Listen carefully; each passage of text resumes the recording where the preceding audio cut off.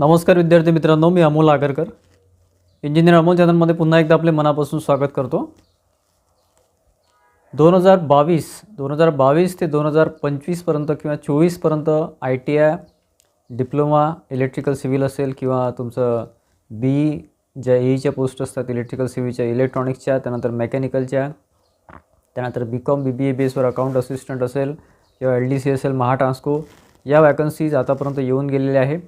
आता यापुढे म्हणजे 2025च्या नंतर 26, 27 किंवा 28 या 2-3 वर्षामध्ये किती वॅकन्सी, कुठे किती वॅकन्सी येऊ शकतं किंवा काय संधी निर्माण होऊ शकते, स्पेशली MSCBमध्ये. कारण बाकीच्या वॅकन्सीज ह्या वरचेवर सुरूच राहतात, कुठे ना कुठे काही ना काही वॅकन्सीज स्टेट गव्हर्नमेंटमध्ये किंवा सेंट्रल गव्हर्नमेंटमध्ये टेक्निकल बेसवर, नॉन टेक्निकल बेसवर सुरूच राहते. परंतु स्पेशली MSCBमध्ये किंवा MSCBच्या ज्या 3 कंपन्या आहे, महावितरण, महापारेषण, महानिर्मिती, तर हे जे 3 कंपनीमध्ये विभाजन झालेले आहे, त्या कंपनीमध्ये ज्या वॅकन्सीज असतात त्या BCom बेसवर अकाउंट असिस्टंट वगैरे, त्यानंतर तुमच्या BBA बेसवर वगैरे सुद्धा असते. हे 3 वर्ष कॉन्ट्रॅक्च्युअल बेसिस, त्यानंतर परमनंट. त्यानंतर आतापर्यंत जी वॅकन्सी आलेली नाही ती म्हणजे उपकेंद्रीय सहाय्यक म्हणजे ऑपरेटर बेस, ITI बेसवर जी वॅकन्सी असते, इलेक्ट्रिशियन वायरमन बेसवर. महाट्रान्सकोमध्ये ती पोस्ट आता घेत नाही, ॲबॉलिश झालेली आहे.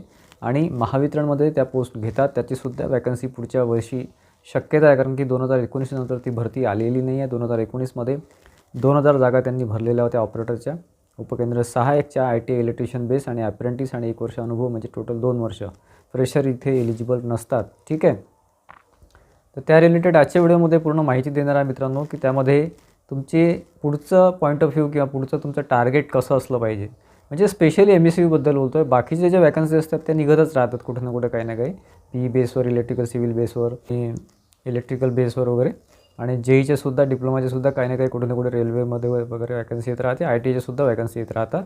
परंतु जे स्पेशली MSCBला टार्गेट करत आहे किंवा आता फायनल इयरला असाल तुम्ही, थर्ड इयरला असाल, सेकंड इयरला असाल, तुमचं पुढचं काही टार्गेट असेल की MSCBमध्ये वॅकन्सी निघते, तर त्याबद्दल थोडी माहिती देऊ इच्छितो मित्रांनो. वॅकन्सीचं कसं असतं मित्रांनो, की वॅकंट पोझिशन ह्या भरपूर असतात. म्हणजे कुठल्याही डिपार्टमेंटमध्ये MSCBच्या 3ही कंपन्यांमध्ये वॅकन्सी पोझिशन भरपूर आहे. जागा रिक्त असतात, परंतु ते ॲडिशनल चार्जमध्ये काम करून घेतात. कारण त्यांनी काय होतं की त्यांचं कॉस्ट कटिंग होते, म्हणजे जास्त पेमेंट द्यावं लागत नाही. जे एम्प्लॉई ऑलरेडी आहे, काही काही JEE असे आहे त्यांच्याकडे 2-2, 3-3 सेक्शनचे चार्ज असतात त्यांच्याकडे.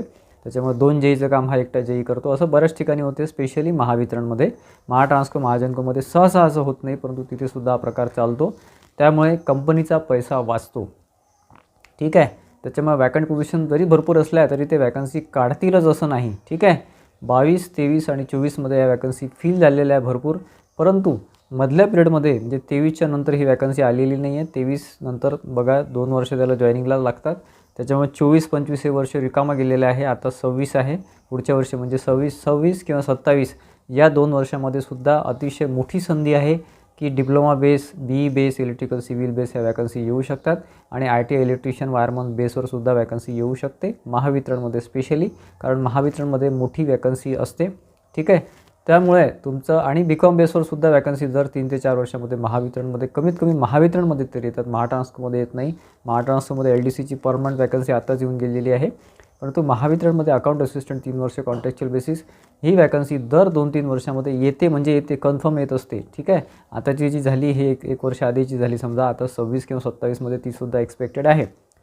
त्यामुळे तुमचा काय अँगल असला पाहिजे. तुम्ही थर्ड इयरला असाल, तुमचं ग्रॅज्युएशन झालं असेल, BE झालं असेल किंवा तुमचा डिप्लोमा झाला असेल, किंवा तुम्ही फायनल इयरला असाल किंवा ITIला असाल किंवा झालं असेल, तर मित्रांनो तुमचा आता एक पॉईंट ऑफ व्ह्यू असा असला पाहिजे की फक्त सेल्फ स्टडी करा. म्हणजे तुमचा जो तुमच्याकडे काही बुक असेल, फॉर एक्झाम्पल ITI असेल, सुबुद्धशास्त्र असेल, तुमच्यानंतर प्रकाश शहा सरांचं बुक आहे, त्यानंतर रेळेकर सरांचं बुक आहे, किंवा आणखी भरपूर ऑथर आहे मराठीमध्ये, तुम्ही यूज करू शकता. हिंदीमध्ये तर भरपूर आहे, ते तुम्ही यूज करू शकता.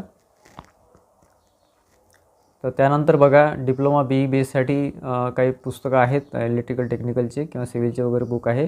त्यामध्ये JB गुप्ता BEसाठी अतिशय चांगलं बुक आहे. VK मेहता आहे, पॉवर सिस्टीमसाठी चांगलं बुक आहे. आणि भरपूर बुक्स अवेलेबल आहे, तुम्ही यूज करू शकता. ठीक आहे. तर त्यानुसार तुमची तयारी सेल्फ स्टडी सुरू ठेवा. आणि सगळ्यात महत्त्वाचा पॉईंट म्हणजे यूट्यूबवर BE आणि डिप्लोमासाठी अतिशय चिक्कार अवेलेबल आहे मटेरियल. म्हणजे तुमचे व्हिडिओज तुम्ही त्यातून समजून घेऊ शकता. प्लेलिस्ट आहे चांगल्या म्हणजे इलेक्ट्रिकलचे सांगतो आहे, सिव्हिलचे सुद्धा आहे, चांगले कोचचे, टीचरचे वगैरे आहे. त्याच्यामुळे कसं आहे की विनाकारण अशा भानगडीत पडायचं नाही की बाबा खूप मोठा कोर्स लावायचा म्हणजे आपलं सिलेक्शन होईल वगैरे, म्हणजे फी जास्त फी जास्त आपण दिली म्हणजे आपलं सिलेक्शन होईलच असं नाही आहे. हे सर्वस्वी तुमच्यावर, तुमच्या अभ्यासावर, तुमचा रेकॉर्ड आहे आतापर्यंत, तुम्ही अभ्यास कसा करताय, तुम्ही सेल्फ स्टडी कशी करताय. म्हणजे शिकवणारा तुम्हाला चांगलं शिकवेल ऑब्व्हियसली, असं की तुम्ही कुठलाही क्लास लावला तरी, परंतु तुमचा अभ्यास जर चांगला असेल तरच तुम्ही त्याच्यामध्ये पुढे यश तुम्हाला मिळेल, त्याशिवाय मिळणार नाही. आणि कन्सिस्टन्सी म्हणजे तुम्ही सातत्य ठेवणं अभ्यासामध्ये फार आवश्यक आहे. काही विद्यार्थी सुरुवात करतात अभ्यासाला, 1 महिना खूप चांगला अभ्यास करतात आणि त्यानंतर 2 महिने 3 महिने काहीच अभ्यास करत नाही, गॅप देतात. इव्हन परीक्षेच्या पिरियडमध्ये सुद्धा असंच होते की ॲड येते, जाहिरात येते, फॉर्म भरतात, 2 महिने 1 महिना चांगला अभ्यास करतात, परीक्षा डिले झाली, एक्झाम डिले झाली की मग त्यामध्ये त्यांना वेळ लागतो, म्हणजे त्यांची गॅप पडते ॲक्च्युली. आणि गॅप पडल्यामुळे काय आहे की पुढे सक्सेस मिळत नाही. असे बरेचसे विद्यार्थ्यांचं झालं आहे, जे आता लिस्टमध्ये आलेले नाही, फायनल लिस्टमध्ये, त्यांचा तोच प्रॉब्लेम झालेला आहे. त्यासाठी आपण आपल्या व्हिडिओद्वारे वरच्यावर तुम्हाला अपडेट देत असतो मित्रांनो. तर सांगायचा अर्थ असा माझा की वॅकन्सी आपल्या हातात नाही आहे. आली तर 8 दिवसात येईल, नाही तर 2 वर्ष येणार नाही, कुठलीही पोस्ट असो, ठीक आहे. हे आपल्या हातात नाही आहे. काही ठिकाणी प्रयत्न सुरू आहेत त्या बाबतीत, आपलेसुद्धा प्रयत्न सुरू आहे. विद्यार्थी मित्रांचे मलासुद्धा मेसेज आले, त्या रिलेटेड जिथे प्रयत्न सुरू आहे तिथे तुम्ही सहभाग घ्यावा अशी माझी विनंती आहे, जेणेकरून कुठे ना कुठे लवकर वॅकन्सी येईल, कारण वॅकंट पोझिशन भरपूर आहे, ठीक आहे. आणि बाकी राहिला प्रश्न अभ्यासाचा, तर अभ्यास कसा आहे की तुमचा कंटिन्यू सुरू पाहिजे. आधी सेल्फ स्टडी करा, असं नाही की कोर्स लावूनच अभ्यास केला पाहिजे. कोर्स लावा तुम्ही, असं म्हणत नाही, कारण की कोर्स तुम्ही लावला तर इतर एक्झामसाठी तुम्हाला कामात पडू शकतो.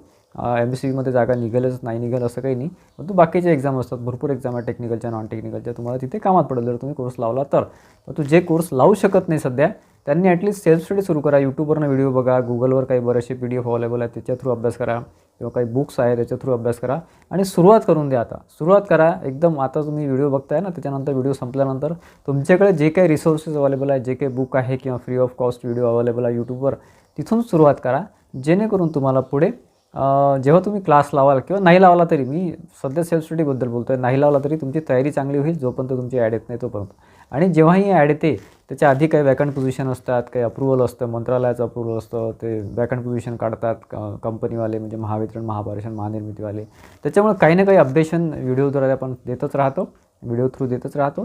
त्याच्यामुळे तुम्हाला माहिती पडेल की आता 6 महिन्यात वॅकन्सी येईल, 4 महिन्यात वॅकन्सी येईल, 1 महिन्यात वॅकन्सी येईल वगैरे. तर हे तुम्हाला माहिती पडते, त्यानुसार तुम्ही तयारी करू शकता, ठीक आहे. त्यामुळे तशी तयारी ठेवा. आणि कसं आहे, तुम्हाला कुठला कोर्स लावायचा असेल तर आधी पूर्ण माहिती घ्या, असं नाही की 25,000चा कोर्स ऑफलाईन लावला तर आपला फायदा होईल, आपण सिलेक्ट होऊच, असं नसते. एखादा 3-4 हजाराचा सुद्धा तुम्ही कोर्स लावला ऑनलाईन, आणि ऑनलाईन शक्यतो ऑनलाईन घ्या, ऑफलाईनच्या भानगडीत पडू नका. ज्यांनी इच्छा आहे त्यांनी ऑफलाईन लावा. कुठे तिथे राहायला जा, तिथे भाडं भरा, तिथे जेवायचं भरा, सगळं करा, तुमचे तारांबळ होते सगळी. पण तो असेल पॉसिबल तर तसं करा, असं काही भाग नाही. ऑनलाईनमध्ये सुद्धा तुमचा फायदा होऊ शकतो, कारण शेवटी अभ्यास तुम्ही कसा करता स्वतःहून, त्यावर सगळ्या गोष्टी अवलंबून असते, ठीक आहे. त्यामुळे त्यानुसार तुमची तयारी सुरू ठेवा मित्रांनो, आणि सुरुवात करा. हे माझं पहिलं म्हणणं आहे तुम्हाला, सुरुवात करा. वॅकन्सी तुमची 1 महिन्यात येऊ शकते, 2 महिन्यात येऊ शकते, 6 महिने लागू शकते, वर्षभर लागू शकते, किंवा 2 वर्षेसुद्धा जातील. परंतु 26 ते 28च्या दरम्यान, जर लॉंग पिरियडमध्ये तुम्ही विचार करत असाल लॉंग टर्मचा, तर 26 ते 28च्या दरम्यान डेफिनेटली या पूर्ण पोस्टच्या वॅकन्सी येणारच आहे. त्याच्यामुळे तशा तयारीमध्ये राहा, ठीक आहे. आणि त्याच्या रिलेटेड आपले अपडेट्स आपल्या चॅनलद्वारे तुम्हाला मिळतच राहतील. आपला टेलिग्राम चॅनल आहे इंजिनिअरिंग मूल, त्यावरसुद्धा अपडेट्स मिळतच राहतील. आणि एक्झॅक्ट सांगायचं झालं तर पुढच्या वर्षी किंवा 26मध्ये JEE इलेक्ट्रिकल सिव्हिल, त्यानंतर उपकेंद्र सहाय्यक, महावितरण, ह्या वॅकन्सी कन्फर्ममध्ये मला आता तरी वाटतं आहे की कन्फर्ममध्ये आहे. आणि बाकी EEच्यासुद्धा शक्यता आहे, परंतु ते फक्त महावितरणमध्ये आणि महाजनकोमध्ये थोडंफार शक्यता आहे, ठीक आहे. महाट्रान्सकोची शक्यता कमी आहे.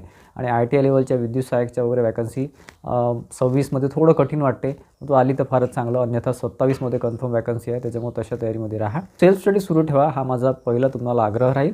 आणि जी काही एक्झाम येते तुमच्या क्वालिफिकेशन बेसवर, जी काही एक्झाम येते ITI बेसवर, ती सेंट्रलची असो की स्टेट गव्हर्नमेंटची असो, ती एक्झाम देत चला. कधी कुठल्या एक्झाममध्ये आपलं सिलेक्शन होईल काही सांगता येत नाही. आणि निगेटिव्ह गोष्टींपासून दूर राहा, हा पहिला पॉईंट आहे. इथून तुमची सुरुवात होते अभ्यासाची. निगेटिव्ह गोष्टी, निगेटिव्ह पीपल यांच्यापासून दूर राहा.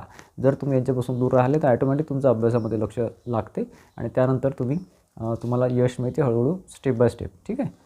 तर मित्रांनो, थोडंफार तुम्हाला बूस्टअप करायचा मी आजच्या व्हिडिओमध्ये प्रयत्न केलेला आहे, जेणेकरून तुम्हाला थोडंसं पुढच्या याच्याबद्दल लक्षात येईल. आणि जे विद्यार्थी आता 3rd इयर फायनल इयरला आहे त्यांच्या लक्षात येईल की बराचसा चान्स पुढे 2-3 वर्षामध्ये मिळणारच आहे. आणि राहिला प्रश्न प्रायव्हेटायझेशनचा, तर प्रायव्हेटायझेशनच्या मागे लागायचं नाही. असं काही होत नसते. झालं तर 10%, 5%, 20% प्रायव्हेटायझेशन होते. प्रायव्हेटायझेशन हे मागच्या 10-20 वर्षापासून सुरू, अजूनपर्यंत फुल्ली प्रायव्हेटमध्ये कुठलीच कंपनी गेलेली नाही आहे. त्याच्यामुळे त्याचा विचार करू नका. आपला अभ्यास कंटिन्यू करा आणि आपल्या प्लॅनिंगनुसार तसं पुढे स्टेप बाय स्टेप तुमचे पावलं उचला अभ्यासाचे आणि सिलेक्शनचे. विद्यार्थी मित्रांचा मी पूर्ण प्रवास बघितलेला आहे 21पासून तर आतापर्यंत 25पर्यंत. विद्यार्थी मित्रांचा सगळा प्रवास बघितलेला आहे. आमचे विद्यार्थी आहे बऱ्याचशा ठिकाणी जॉईन झालेले. आज 1-1, सव्वा लाख पगार घेत आहेत BEचे विद्यार्थी. ITIचे सुद्धा विद्यार्थी सध्या कॉन्ट्रॅक्च्युअल बेसिसवर आहे. पुढे त्यांना सुद्धा 50-60,000पर्यंत त्यांचा पगार होऊन जाईल. ठीक आहे. त्याच्यामुळे यश एकदम मिळत नसते, आपल्याला पावलं उचलावं लागतात त्यासाठी आणि पुढे यश हे मिळणार या दृष्टीने प्रयत्न करावा लागते आणि आपला गायडन्स तुम्हाला पुढे राहणारच आहे. व्हिडिओ आवडला असेल तर व्हिडिओला लाईक करा आणि जास्तीत जास्त विद्यार्थ्यांमध्ये शेअर करा, जेणेकरून त्यांनासुद्धा ही माहिती मिळेल. आणि आपल्या चॅनलला सबस्क्राईब केलं नसेल तर सबस्क्राईब करून ठेवा, जेणेकरून जे महत्त्वाचे अपडेट्स आहेत ते तुमच्याकडून मिस व्हायला नको आणि तुम्ही तयारीत राहायला पाहिजे. धन्यवाद मित्रांनो.